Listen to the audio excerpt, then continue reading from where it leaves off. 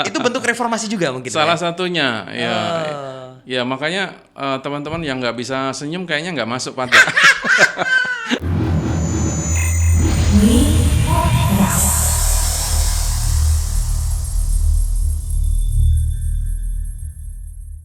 Halo, kembali lagi di My Podcastnya Meta FM dan masih bersama saya Iba, dan seperti biasa di podcast kita itu selalu memperkenalkan orang-orang istimewa dengan berbagai background profesi sendiri-sendiri, dan kali ini sedikit berbeda. Kenapa? Karena saya berhadapan dengan suatu instansi yang pastinya semua orang harus terlibat. Kena semuanya ya. Pasti merasakan juga ini. Nah, siapa beliau? Langsung aja kita perkenalkan. Ini dia, ada Pak Yunus Darmono. Selamat siang Pak Yunus. Selamat siang Mas Esa. Pak, kalau hari biasa biasanya kita salaman Pak ya. Tapi karena ini pandemi kita cukup begini kali Pak ya. Gitu. Okay. Saling menghormati juga dengan berbagai cara. Yang penting adalah niat tulusnya. Amen. Ya. Oke, panggilnya Pak Yunus ya. Ya. Pak Yunus asli mana Pak? Saya lahir di Jepara. Oh, Jepara. Jepara, Jawa Tengah. Itu berarti kelahirannya Ibu Kartini bukan Pak ya? Iya, betul. Oke, dekat dengan makamnya Ibu Kartini juga rumahnya? Iya, boleh dikatakan begitulah. Yang jelas nggak sampai berjam-jam ya Pak rumahnya dari makam Bu Kartini ya. Oke, dari Jepara Pak ya. Dari Jepara, saya besar di sana sampai SMA. Oke, kemudian dari kecil sampai SMA di Jepara terus. di Jepara, iya. Yes. Kemudian kuliah di Semarang, Iya. di Undip. Setelah itu pendidikan dan bekerja di Jakarta. Pendidikan dan bekerja di Jakarta. Jadi dari awal ini sudah dipajak terus apa gimana Pak? Iya, bahkan waktu itu saya belum wisuda gitu. Oh, belum wisuda? Belum Okay. wisuda, tapi kan ada surat keterangan lulus gitu kan. Wah, nah, okay. itulah yang dipakai untuk bekerja di Dirjen Pajak. Jadi dulu ada istilahnya DPT 3. Jadi diklat pengenalan itu khusus, dan ini adalah sarjana-sarjana dari pendidikan dari universitas negeri dengan nilai IPK tertentu. Oke. Syaratnya kemudian itu untuk mengisi istilahnya zaman dulu perwira pajak. Itu tahun berapa Pak? Masih ingat Pak Yunus? Tahun 93. 93. Ya. Oke. Saya masih TK PSD itu ya. Itu. Terus Pak. Karirnya dari situ awalnya Pak ya? Ya, habis itu kemudian ya biasa kami di pajak ini kan berpindah-pindah. Jadi begitu masuk kita memang udah tekan kontrak kan. Betul. Siap kemana-mana. Jadi Ya. beberapa kali saya pindah dari Jakarta ke Sumatera, balik Jakarta lagi gitu ya. Kalau Sumatera itu beberapa kota. Yang pertama di Bengkulu, di Palembang, di Pekanbaru, Dumai, gitu ya. Bolak-balik aja. Jadi Jakarta. termasuk yang sampai pelosok-pelosok pun Pak Yunus pernah nih ya ngalamin ya? Ya seperti itulah kondisi. Paling pelosok Pak di antara yang pernah kota-kota atau daerah-daerah yang pernah Pak Yunus cambang itu yang mana? Yang pertama tentu masanya ya. Pada saat itu Bengkulu itu masih satu kantor. Jadi satu provinsi masih satu kantor pelayanan pajak, Bengkulu. Pada saat itu ya terasa jauh karena pesawat belum ada langsung. Berarti naik jalan darat Pak? Jalan darat. Wah. Ya. Berapa hari dibutuhkan waktu itu Pak? Kalau misalkan, berarti panjenengan kan dari Jepara ya Pak ya? Kalau berangkat ya? Oke. Waktu itu sedang ngontrak di Jakarta. Jadi ketika ke Bengkulu saya memang naik darat. Awalnya saya biar kenal nih karena belum pernah ke Sumatera waktu itu. Sama sekali Pak. Kali pertama itu. Sekali, Oke ya. Pak Yunus. Jadi saya coba. Jadi saya waktu awal agak kaget juga ini. Nggak ada rumah, hutan, kemudian ada satu kampung gitu kan. Kampungnya itu pun di dekat-dekat jalan raya, jadi hadap-hadapan gitu. Jadi orang kalau malam pada duduk di jalan. Nongkrongnya di jalan gitu ya. Okay. Kemudian jauh lagi sepi, nggak ada lagi. Ini orang kok mau ya hidup di sini. Gitu. Jadi waktu pertama kali ke Bengkulu ya sempat tiba-tiba mobil jedau gitu. Oke. Ini apa ini Bang? Biasa Pak, babi lewat katanya. Babi ditabrak Pak. Tapi kira itu jeglongan jalan itu enggak ternyata. Enggak, ternyata gitu. Ya, jadi itu pengalaman yang luar biasa. Dan ya setelah itu berkembang sih. Saya waktu itu di Bengkulu sekitar 3 tahun. 3 tahun. Pada saat terakhir pindah dari sana sudah ada pesawat 3 kali seminggu lah kira-kira. Tapi 3 kali seminggu nggak tiap hari. Iya, itu umur berapa Pak? Masih ingat Pak? Aduh lupa ya saya. Masih 25 Ya pokoknya penempatan setelah kantor pusat waktu itu ya. Jadi kantor pusat saya promosi di sana sebagai kasih. Ya tahun pas gempa itu, gempa Bengkulu yang agak gede ya. Gempa Bengkulu. Betul, itu 99 mungkin ya. Tapi sudah berkeluarga Pak Yunus waktu itu? Sudah. Sudah punya anak satu? Anak satu. Wah ya. itu yang bikin kangen Pak biasanya ya. Saya kebetulan keluarga ikut terus. Oh diboyong? Bawa, ya, karena lebih tenang kita kan. Iya. Cuma kalau pulang ya habis juga.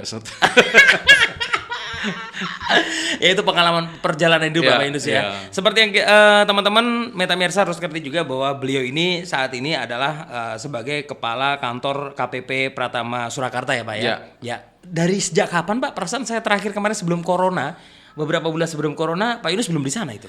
Saya memang ya belum sampai 1 bulan lah. Oh baru aja. Ya, Selamat datang di Kota Solo Pak Yunus. Terima kasih. Sebelum di Solo Pak, di mana berarti? Saya di Banyuwangi. Banyuwangi. Oh lumayan jauh kalau naik kereta. Kalau naik kereta sini sana itu hampir 12 jam Pak saya Pak dulu. Iya kira-kira. Karena harus lewat dari selatan ya. Selatan ke Surabaya dulu baru gitu. Kayak muter gitu ya Pak muter, ya. Betul. Wow, itu pengalaman di Banyuwangi cukup menarik Pak. Jadi dulu Banyuwangi terus sekarang udah di Surakarta dan baru sebulan ini ya Pak sebulan, ya. Kira-kira. Pak ini dari pajak nih kan saya tadi barusan dapat info Pak. Ya. Tapi beda nggak ya urusannya sama dengan pajak kendaraan lain ya Pak ini? Beda ya ini ya? Beda ya. Ada yang spesial nggak Pak? Ini kan masa pandemi nih. Ya. Nah biasanya orang kan pasti tiap bulan nih bayar pajak. Kalau kondisi normal oke lah. Gitu. Tapi kondisi pandemi ini ada apa yang beda nih Pak? Ya memang di perpajakan juga melihat kondisi sekarang sehingga pemerintah memberikan insentif-insentif. Ya intinya adalah pemerintah ingin agar wajib pajak pengusaha-pengusaha ini terutama yang kecil UMKM ini tetap jalan. Makanya banyak insentif. Jadi ketika kita berbicara tentang pajak, kita sekarang tidak boleh berbicara tentang penerimaan saja bagaimana kami memajaki lah istilahnya UMKM dan sebagainya, tapi kami memastikan bahwa pajak ini sustainable. Jadi terus gitu sehingga kita berkepentingan memberi insentif mereka. Salah satu insentif adalah mereka yang termasuk dalam UMKM, pengertian UMKM di dalam perpajakan itu 4,8 miliar setahun ke bawah itu sejak pandemik sampai Desember ini mereka tidak wajib membayar pajak yang 0,5%. 0,5%, ya, tidak wajib. Tidak wajib, tapi artinya, memang harus lapor ya. Lapor bahwa tetap dong ya. Betul. Agar kami tahu kan sebetulnya insentif yang dinikmati oleh masyarakat itu berapa tuh gitu. Jadi mereka bulan ini segini nih Pak kami dapat, tapi 0,5% kita tanggung. Istilahnya ditanggung oleh pemerintah gitu. Dan pertanyaannya Pak, bahkan sebelum pandemi sih memang dari pajak sendiri kan kemarin juga sudah menggembar-gemborkan yang namanya apa Pak namanya Pak? Yang pakai internet itu, yang pakai e-filing kan sudah ada. Artinya kan kadang-kadang orang tidak perlu harus langsung ke kantor. Itu pun sekarang lebih digencarin lagi berarti. Betul, Pak, kita semakin gencar termasuk teman-teman kawan pajak di Surakarta yang ingin saya pengen mendaftar NPWP gitu kan. Sekarang nggak perlu datang lagi dan memang kita tidak terima kedatangan langsung. Mereka dapat yang namanya e-registrasi. Nah, mereka dapat online langsung daftar apa yang disiapkan KTP terutama ya KTP. Kemudian itu di-scan dan masuk ke dalam form yang kita sediakan, mereka sudah dapat. Wait Pak, caranya berarti kalau saya misalkan pengen daftar nih, berarti bukanya webnya dulu? Iya, di pajakgo.id. Buka itu, kemudian nanti udah ada cara-caranya, tinggal ngeklik aja. Ada, betul. Tinggal ngisi-ngisi aja. Betul. Tuh kan? Dimudahkan ya. Betul. Buat kami yang kemarin nanya-nanya, bahkan sampai ada yang nih Pak, tolong dong kalau lu ada orang pajak gue bikinin dong. Nggak usah lagi bos ya. Oh iya. Bisa langsung. Pakai handphone bisa Pak. Betul. Ini. Dan dimudahkan. bahkan kita sudah menyiapkan sekitar 52 jenis layanan yang kita akan digitalisasi agar lebih memudahkan teman-teman kawan pajak. Jadi misalnya membuat validasi setoran setorannya udah masuk ke bank kas negara belum? Itu bisa kelihatan. Bisa di-track di situ. Bisa tracing di situ dan sebagainya. Jadi ini akan memudahkan mereka sehingga tidak perlu ke kantor lah gitu untuk melihat hal-hal semacam itu. Pendaftaran, kemudian mengaktifkan EVIN dan sebagainya. Ini berlaku di semua wilayah, Pak? Berlaku di semua wilayah. Tapi ini memang bertahap karena kita butuh edukasi ya. Iya. Ketika kita bicara Indonesia ini kan nggak bicara Solo nih yang sudah educated banyak gitu Benar. Tapi bahkan sedikit keluar setengah jam aja dari Solo sudah edukasinya harus lebih lagi. Nah, inilah tantangan kita sebetulnya ya. Bagaimana walaupun mereka handphone sudah smartphone tetapi orang kadang-kadang belum smart kan. Handphonenya doang. Taunya buat telepon, WA, nonton drakor, Pak. Oke, dan itu langkah-langkah apa yang udah dilakuin, Pak? Untuk yang Solo aja kita bicara, nggak usah yang kota lain deh. Yang Solo memang kita makanya kolaborasi ya, media-media sosial, bahkan sekarang influencer dan sebagainya kita juga pakai agar ini semakin menyebar. Karena prinsipnya adalah ketika pajak itu mendapati wajib pajak yang teredukasi dengan baik, maka tugas kita lebih gampang. Ketika kita menerangkan tentang pajak kepada orang yang sudah ngerti, itu lebih gampang. Dalam arti ngerti itu sudah aware ya. Dia sudah oh pajak ini nih gitu. Nah, itu lebih gampang masuknya gitu. Nah, ini makanya kita lakukan banyak kolaborasi dengan media sosial, kita lakukan juga vokasi ya, pendidikan vokasi di sekolah-sekolah masuk ke dalam kurikulum beberapa pelajaran. Kita juga masukkan, kemudian kita berkolaborasi dengan beberapa institusi misalnya pendidikan. Kita juga ada Tax Go to Campus, Tax Go to School, ya pajak mengajar dan sebagainya. Ini bagian dari itu. Jadi dari kecil teman-teman kawan pajak itu sudah paham nih. Oh, saya kalau berusaha harus ingat pajak nih gitu. Nah, ini yang kita akan edukasi terus gitu. Dan sejauh ini cukup efektif Pak ya langkah itu ya? Ya, efektivitas edukasi seringkali kita tidak bisa menghitungnya sekarang. Edukasi selalu untuk masa depan, tidak bisa untuk masa sekarang. Jadi memang ini akan terus berlanjut agar pada saat mereka itu nanti menjadi wajib pajak, mereka sudah educated tentang pajak. Gitu. Oke, sekarang saya pengen minta pendapat Pak Yunus sendiri, Pak. Kalau untuk wajib pajak Solo sendiri, Pak, ini menurut Bapak berapa persen nih? Artinya yang orang-orang yang benar-benar sadar pajak, apa-apa gitu? Persentase agak susah. Oh gitu Pak ya? Agak ngukurnya susah. Beda berarti caranya? Ngukurnya susah, tapi kami biasa memakai berapa banyak SPT yang masuk. Itu adalah kepatuhan formal saja, gitu ya. Itu sekitar 80%. Udah bagus Pak itu ya? 80% itu SPT masuk. Tetapi dari SPT masuk itu apakah benar seperti itu atau belum? Nah, ini yang jadi masalah. Disaring lagi berarti ya? Iya, itu secara materi, secara material atau isinya apakah memang benar yang dilaporkan itu perlu penelitian pengajian ulang lagi ya. Gitu. Tapi termasuk kabar baik lah Pak segitu. Ada nggak yang lebih bawah lagi? Pasti banyak kan? Banyak. Apa kendalanya apa biasanya Pak? Kendalanya pertama edukasi. Oh, tetap edukasi lagi ya. Yang kedua adalah mungkin sejarah masa lalu. karena bagaimanapun pajak itu ada masa lalu yang seringkali orang itu pajak itu susah, pajak itu begini, ini uang kemana dan sebagainya. Setuju. Nah, karena orang seringkali senang ketika melihat kabar yang sesuai dengan pikiran dia. Pajak itu susah, begitu dia lapor SPT kok susah, kan bener kan? Gitu. Padahal ketika sudah lapor sekali, 2 kali, ternyata enggak juga gitu. Jadi kami ingin agar masyarakat itu gitu, terus kemudian welcome terhadap masalah perpajakan itu gitu, sehingga mereka akan lebih kalau ada kekurangan apa nih kekurangannya gitu dan sebagainya. Nah, oleh sebab itu memang upaya-upaya itu kita lakukan. Salah satunya adalah misalnya kantor, ya penampakan kantor, bagaimana kami melayani itu kami mencoba membuat perbedaan agar mereka lebih nyaman ke kantor. Tidak masuk kantor seperti masuk sarang gitu. Jadi udah serem duluan. Kadang-kadang udah serem duluan. Aduh, pajak nih gitu kan ya. Nah, ini kita upayakan agar mereka masuk, loh kok enak nih. Friendly, enak nyaman. Enak nih ngobrolnya enak nih gitu. Nah, ini yang kita upayakan. Nah, seringkali orang belum datang gitu ya. Belum datang udah nggak enak nih. Pak Yunus, nih saya boleh jujur Pak ya. Siap. Jadi beberapa waktu yang lalu saya sempat ngurus yang namanya CV Pak. Iya. Dulu banget Itu sebelum udah hampir lama Pak. Jadi hampir 10 tahunan yang lalu lah Pak. Itu saya sempat ngurus juga. Kemudian beberapa waktu yang lalu sekitar 3 tahun yang lalu kalau nggak salah, 2 atau 3 tahun yang lalu saya datang ke kantor. Banyak perubahan. Salah satunya yang saya rasakan adalah, maaf Pak, saya harus jujur nih Pak ya. Dulu itu yang di depan, orang-orang di depan itu senyum aja susah Pak. Dan maaf, udah yang tidak mudah lagi Pak. Jadi kita yang anak muda tuh udah auranya tuh udah yang aduh kayak diawasi gitu. Nah sekarang kemarin saya berarti 2-3 tahun yang lalu saya ngurus udah beda nih. Weh udah good looking nih. Nggak kalah sama pakai bank nih Pak. Itu bentuk reformasi juga mungkin. Salah satunya ya. Ya makanya teman-teman yang nggak bisa senyum kayaknya nggak masuk pajak.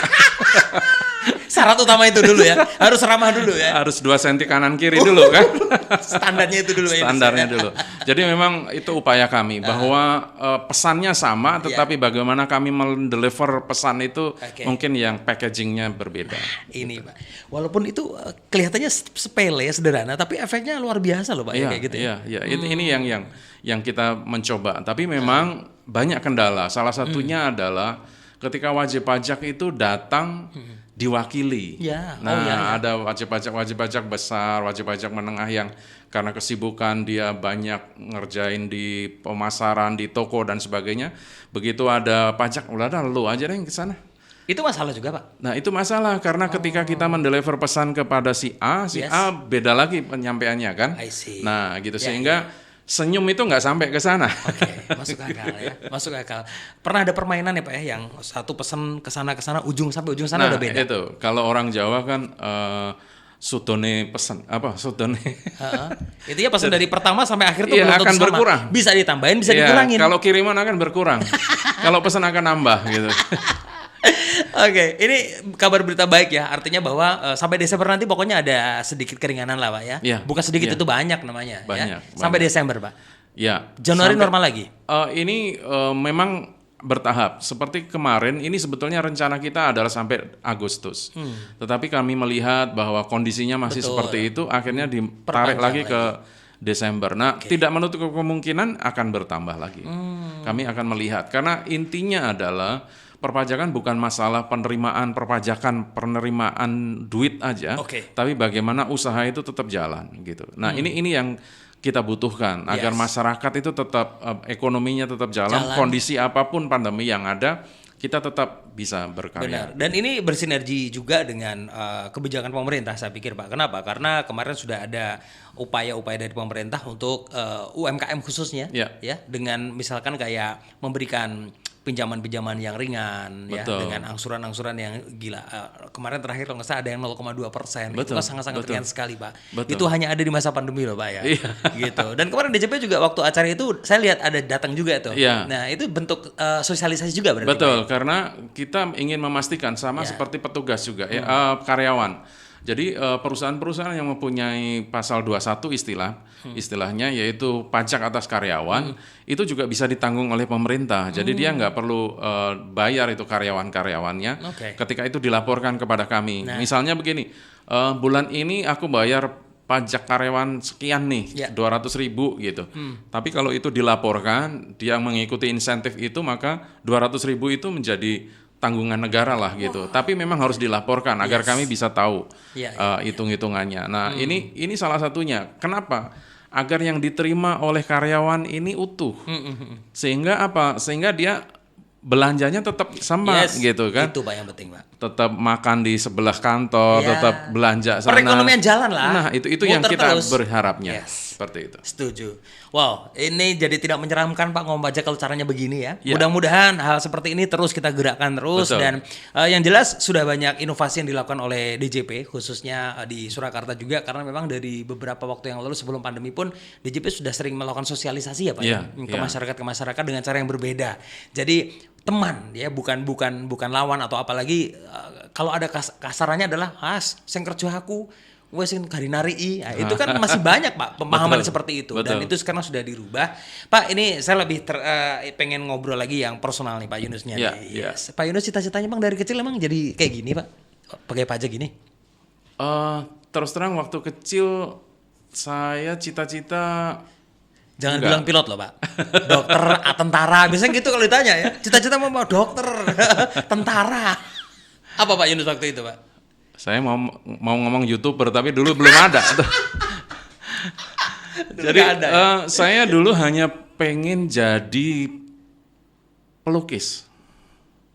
Serius Pak, pelukis? Iya, saya dulu Jauh bener. pengen itu aja. Jadi makanya dari kecil dulu, jadi di rumah dulu ada sanggar milik om saya, sanggar lukis. Kemudian ngikutlah kita ada dekorasi orang manten dulu kan gitu kan, ngikut gitu. Saya kayaknya enak nih, karena om saya dulu kerja di Taman Ismail Marzuki sana, seniman-seniman gitu. Saya lihat, asik juga ini hidupnya nih, gitu. Berarti om seniman ya? Iya dulu. Jadi asik juga ini, boleh nih gitu kan. Jadi saya belajar lah gambar, belajar ngelukis. Cuma nggak bisa. Makanya dulu ketika waktu SMA, dulu kan ada jurusan IPA sama IPS tuh. Iya. Kemudian aku IPS aja lah. Dimarahin nih. Kamu nilai IPA-nya bagus. Ngapain Pak IPS? Enggak lah, saya sosial aja gitu kan. Saya berpikir otak kanan saya yang jalan nih gitu. Jadi akhirnya masuklah saya ke sana. Tapi kemudian oleh guru saya, udahlah kamu 1A aja dulu gitu kan. 1A IPA nih gitu, IPA. Sudah lulus, saya masuk Fakultas Hukum. Nggak nyambung semua ya? Nggak nyambung. Kemudian gurunya datang, oh iya memang kamu IPS katanya. Berarti pilihannya udah tepat tuh ya. Oke Pak Yunus, Pak ini sebelum kita ada sesi terakhir Pak, boleh dong dikasih tahu ke Meta Miarsa nih, kira-kira hal-hal apa yang perlu diketahui khusus untuk wajib pajak yang baru nih, atau pengusaha-pengusaha baru. Nah ini pertanyaan penting juga Pak. Sekarang kan sudah mulai banyak nih karir baru. Bahkan saya kemarin sempat daftar di buka rekening baru nih. Itu profesi itu nggak ada Pak. Kayak digital markom. Itu kan profesi baru nih. Termasuk kayak YouTuber. Nah itu udah aturannya gimana tuh soal kayak gitu, pekerjaan-pekerjaan baru tuh. Jadi kalau pajak itu seperti tadi saya ngomong bahwa orang itu urusan dengan pajak sebelum lahir sampai dia mati tuh. Iya benar. Jadi hanya dua hal kepastian di dalam hidup ini, katanya begitu. Satu itu kematian, dua pajak. Dua hal itu gak bisa dihindari. Gak bisa dihindari. Jadi sebetulnya semua usaha ada unsur perpajakannya. Hanya masalahnya adalah selalu memang aturan itu kita menyesuaikan kondisi ya. Ketika aturannya seperti ini, kemudian kita ngikuti dan sebagainya gitu. Nah seringkali kita mengatakan aturan ini terlambat gitu. Makanya di perpajakan itu kita mengambil istilahnya definisi yang lebih umum. Jadi misalnya definisi penghasilan itu kita mengambil bukan masalah gaji dan sebagainya, tapi apapun bentuknya, ketika itu mendapatkan tambahan kemampuan ekonomi itu penghasilan gitu. Jadi sebetulnya pajak itu bagaimana kita sadar. Katakanlah misalnya saya YouTuber, saya dapat nih dari monetasi macam-macam yang saya dapat.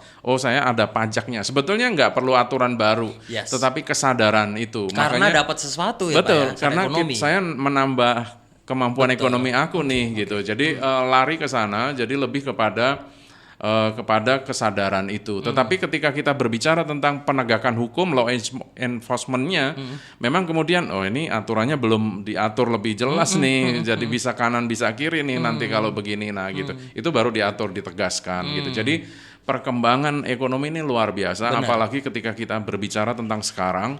Dulu kita tahu Netflix itu nggak kena pajak, YouTube nggak kena pajak, padahal dia dapat duit dari kita semuanya gitu. Jutaan dolar. Nah sekarang kita tegaskan itu kena tuh gitu, kena di sini juga. Nah mereka kita tetapkan sebagai pemungut, sehingga ketika mereka membayar kepada kita sebagai YouTuber, sebagai blogger dan sebagainya, itu dipotong pajak gitu. Jadi kita membuat seperti itu agar menggampangkan, agar tidak repot kita sudah terima duit ngitung lagi gitu. Ya seperti itu. Masuk akal Pak Yunus. Oke, itu ya, jadi perlu kesadaran sekali lagi bahwa kita hidup ini kalau bisa dibilang nggak ada yang gratis tuh, masuk akal juga ya Pak ya? Atau gimana Pak? Ya sebetulnya pajak itu begini, gampang aja. Sebetulnya pajak itu kayak urusan kita di kelas SMA dulu gitu. Kelas SMA itu kita mau akhir tahun ini mau wisata nih. Ayo iuran yuk. Iuran Ya yang Yang pakai ya kita-kita juga ya, Pak? iya, yang nggak iuran jangan ikut wisata dong. Gitu ya. Ya jadi gitu, setiap bulan 200.000 nih gitu kita bayar. Loh ini yang belum nih bulan Oktober, nah kayak gitu pajak Oke. sebetulnya. Jadi ini kesepakatan kita sebagai bangsa. Benar. Ayo kita iuran, membiayai nih negara nih Pak Jokowi dan kawan-kawan Ya. untuk beresin urusan kita nih, bangun hotel, bangun Iya. jalan, Betul. bangun apapun yang dibutuhkan kita nih kita lewatin biar enak Kita nih. juga yang make. Kita juga yang make, makanya pajak kita ini untuk kita juga. Nah itu, kalau kamu misalkan berpikir lebih jauh lagi bahwa seandainya toh kamu nanti nggak pakai selamanya, kan kita punya anak cucu juga, Betul, Pak ya, yang betul. ngerasain mereka juga, Ya, nggak makanya ada ruginya. memang salah satu azas dari pajak adalah kegotong royongan. Yes, itu yang penting. terus disampaikan oleh Pak Jokowi. Apalagi kondisi sekarang kan, Benar. ayo gotong royong nih yang punya Ya. lebih kasih lebih dong untuk yang kurang gitu. Mantap, Kira-kira setuju. gitu. Pak Yunus, closing statement Pak sebelum kita akhiri Pak, apa yang pengen disampaikan untuk Meta Miarsa? Pajak itu hal yang sederhana yang harus kita pikirkan ketika kita hidup di dunia ini. Dan pajak itu menjadi ringan ketika kita menganggap bahwa itu adalah peranan kita untuk kita semuanya. Oleh sebab itu saya mengajak teman pajak, kawan pajak dimanapun berada, ayo kita berpikir tentang pajak. Apakah kita itu nanti wajib membayar apa enggak, itu masalah lain. Oke. Tapi bagaimana kita tetap menghidupi organisasi kita. Organisasi kita bisa macam-macam. Dalam hal ini mungkin bangsa kita, negara kita, agar bangsa ini bisa bangsa yang baik. Karena ketika pajak itu memenuhi setiap kebutuhan kita, maka dia nggak perlu lagi katakanlah kita ribut mengenai utang dan sebagainya. Kalau pajak cukup ngapain utang? Gitu ya. Jadi ayo kita berpikir itu. Dan itu menjadi hal yang kita pikirkan ketika kita memulai usaha atau karya kita sebagai karyawan misalnya gitu. Oke, masuk akal. Pak, tagline masih sama ya? Orang bijak taat pajak masih tetap? Atau ada tagline baru nih? Kami lebih mengedepankan pajak kita untuk kita karena kesadaran itu lebih penting. Berarti closing statement kita adalah pajak kita untuk kita, gitu Pak nanti Pak ya. Oke. Pak Yunus, sekali lagi terima kasih sudah mau hadir di Mei Podcastnya Meta FM Pak. Mudah-mudahan ini memberi manfaat untuk yang nonton. Setidaknya tahu bahwa pajak tidak semenyeramkan itu. Iya. Ya. Tagline kita apa tadi Pak? Pajak kita untuk kita. Kayaknya kurang kompak Pak. Sekali lagi Pak ya. Oke, closing statement kita adalah Pajak kita untuk kita. Thank you Pak Yunus. Oke.